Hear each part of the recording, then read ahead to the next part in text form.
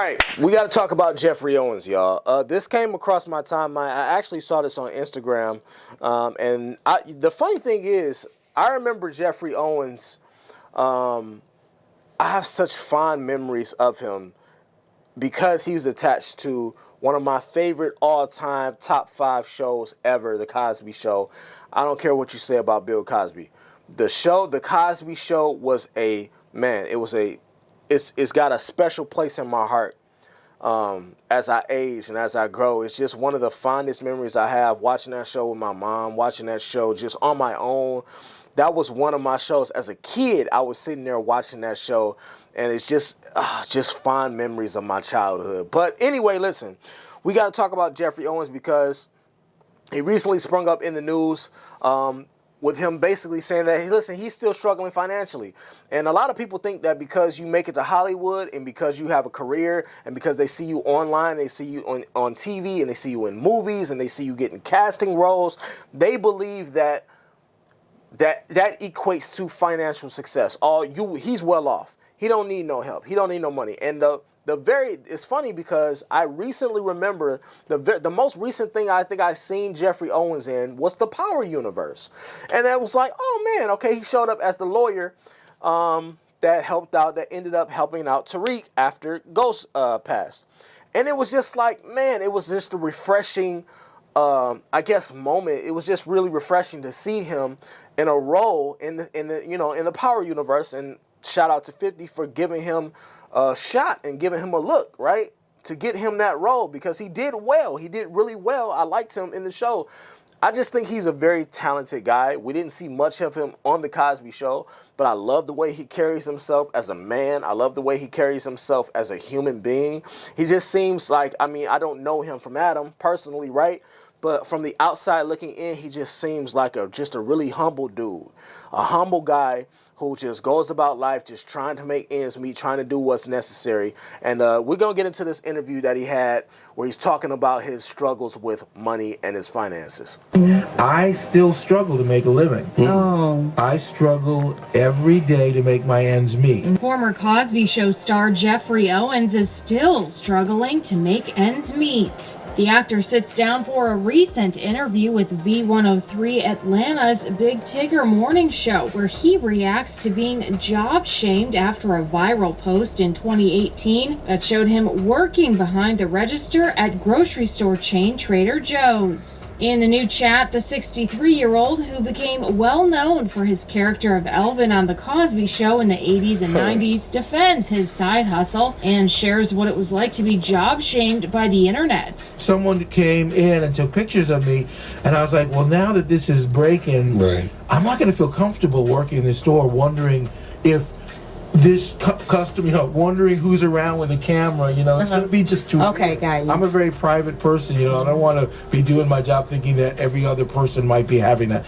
camera taking pictures. Right. Got you. So I quit. It wasn't like I quit knowing that I was going to be making a lot of money soon or anything. I just felt like I wasn't going to be able to handle that kind of scrutiny, that kind of attack on my privacy, basically. Well, see, look at God. Look at But Trader Joe's was a wonderful job. I got to give a shout out to those guys. It's a wonderful place to work. Okay. Shout out to Trader Joe's. To be honest, I've gone back there since. Oh, you have? Really? And basically, I asked for hours to work there again. Because let me make this clear to everyone listening.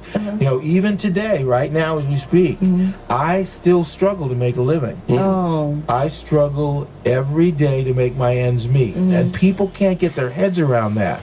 In fact, the star, whose most recent credits include Papa's House and Mr. Santa, A Christmas Extravaganza, says he's still dealing with financial hardship, adding that it's a reality for most working actors today. But he also adds he's extremely grateful.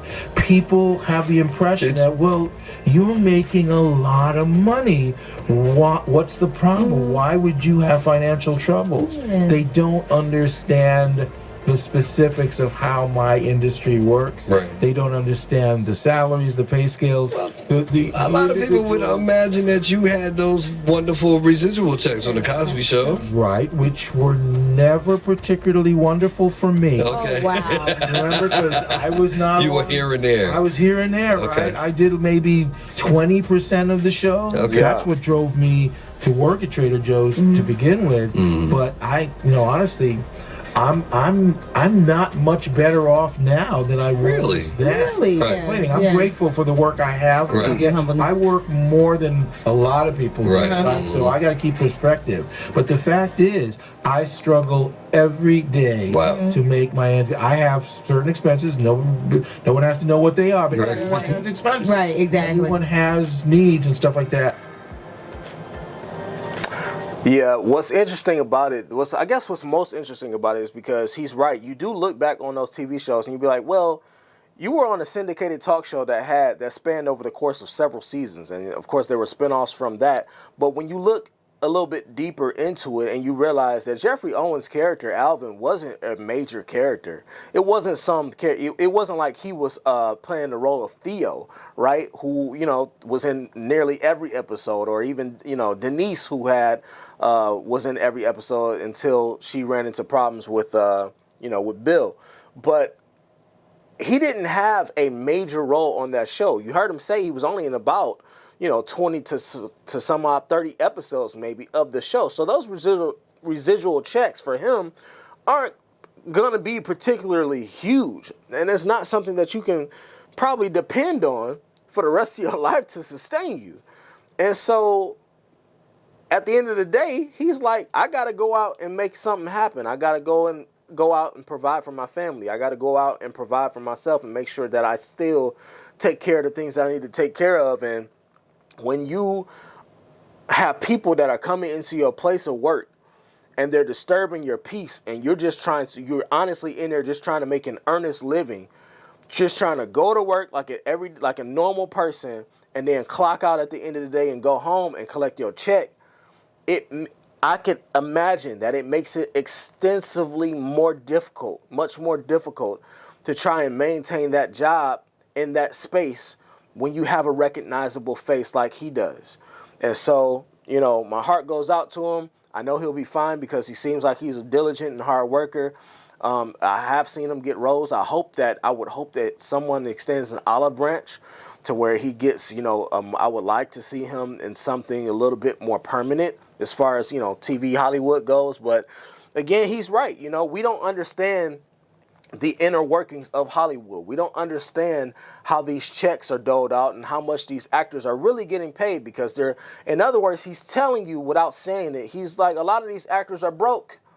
A lot of your favorite actors are broke. They live in paycheck to paycheck, or they wondering where the next paycheck is going to come from, especially if you're just an ancillary piece of the show. You're just some guy who is just on the show sometimes, right? So I think we all overlooking, because we see somebody on TV, we automatically equate that to meaning that they have a ton of money, and that's not the case. So, but listen, shout out to Geoffrey Owens, and it just goes to show you as well that when you get the bag, or if you get any type of bag, you should always be looking to not only figure out how you can maximize that money that you have, but also you should be looking to figure out, how can I use this to catapult myself and capitalize off of it to make sure that I never end up in a position to where I don't have this money going forward, or I'm in a position to where I'm looking for the next gig to be able to support my family. So it's a lot of lessons, and it's a lot of lessons in there that I think that he shared in just that brief amount of time that he was speaking. But in other words, listen, take care of yourself. Stop buying dumb shit. Stop buying what everybody else thinks is popular. Stay away from trends. Invest your money. Learn about how money works. Learn about how to grow your money. And learn about how to manage your money and develop a great relationship with it. I think he summed up a lot of those things in that short amount of time. Y'all let me know what y'all think about this. Again, this is a guy that's from He took a piece from he had a piece of my, played a significant piece of my childhood. Even though he was on for 20 episodes, he was hilarious when he was there. Cosby Show, one of the greatest of all time. Do not at me. Do not argue with me in the comments. I will delete you. I'm just kidding. No, I probably will. But listen, y'all let me know what y'all think about this down in the comments, and I'll see y'all in the next one.